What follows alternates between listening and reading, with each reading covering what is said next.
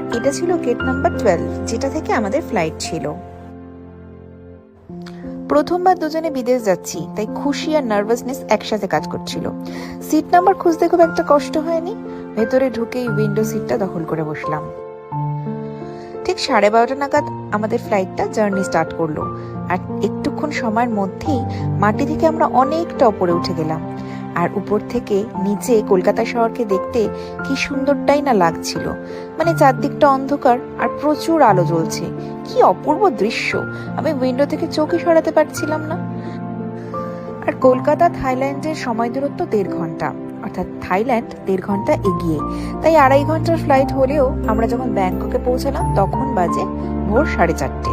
আর ব্যাংককে যখন পৌঁছালাম উপর থেকে ঠিক এরকম দৃশ্যটা দেখা যাচ্ছিল। ফ্লাইট থেকে নামার পরেই বাসটা করে আমাদের পৌঁছে দিল এয়ারপোর্টে। আর সেখান থেকে আমরা আমাদের